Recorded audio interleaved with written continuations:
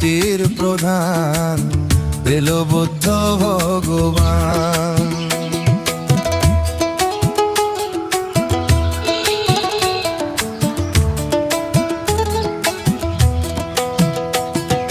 তিনি ভগবান সৃষ্টির প্রধান এলো বুদ্ধ ভগবান।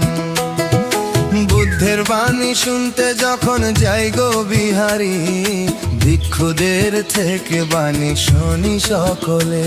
ও বুদ্ধের বাণী শুনতে যখন যাই গো বিহারী, ভিক্ষুদের থেকে বাণী শুনি সকলে। বুদ্ধের নামে আছে সুধা, ওরে বুদ্ধের নামে আছে সুধা অমিত ভান্ডার। তিনি ভগবান।